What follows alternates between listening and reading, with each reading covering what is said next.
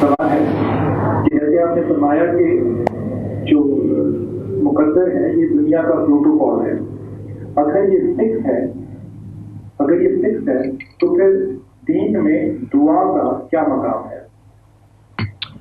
بڑا اچھا سوال ہے آپ کا. میں بھی بڑا غور و خوض کرتا رہا کہ دعا دراصل ایکسیپشن، پروٹوکول میں واحد ایکسیپشن جو اللہ نے رکھی وہ دعا ہے.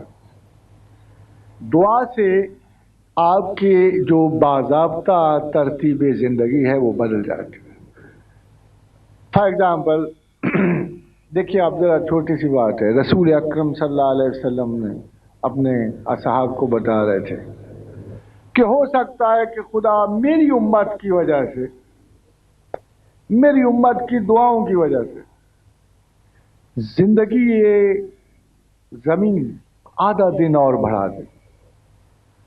پوچھا گیا یا رسول اللہ آدھا دن کتنا؟ فرمایا 500 برس.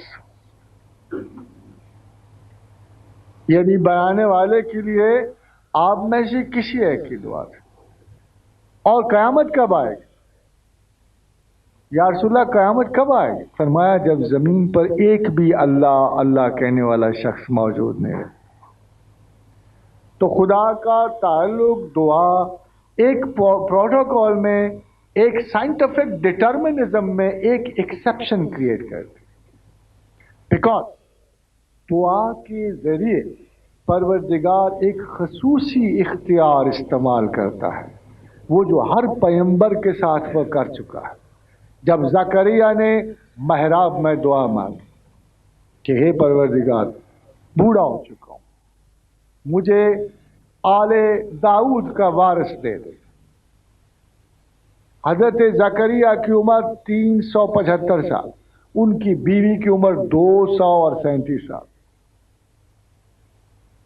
تو فنادا فی المحراب کہ جی اے پروردگار مجھے بیٹا دے، آل داؤد کا وارث دے. فرمایا دوں گا، فرمایا دوں گا. بشارت ہو تمہیں ایک بیٹا دوں گا، اس کا نام یحییٰ رکھنا. پہلے یہ کسی کا نام نہیں رکھا گیا، تو اپنے اس بیٹے کا نام رکھ. میں نے اسے سردار بنایا، مگر حصورم من بنی اسرائیل، میں نے اسے عورتوں پہ بند کر دیا. یہ اس کی کوالٹی ہوگی. تو حضرت زکریا کو مصیبت پڑ گئی. میں اے پروردگار مجھ میں تو کوئی جینیاتی طاقت نہیں رہی، میرے تو وجود خشک ہے لکڑی کی مانند، اور میری بیوی وہ مراتی آخر بانجھ ہے، مدتوں سے بانجھ، آج کی بات نہیں. تو اللہ نے کہا اچھا دعا مانگتے ہوئے یہ بات نہیں سوچی تھی؟ دعا مانگتے ہوئے تجھے خیال نہیں آیا کہ میں کیا چیز مانگ رہا ہوں جبکہ مجھ میں اس کی اہلیت ہی نہیں؟ تو اب یہ بات کیوں کہہ رہا ہے؟ یہ کیوں نہیں کہتا کہ میرا پروردگار یفعل ما یشاء، جو چاہے کر سکتا؟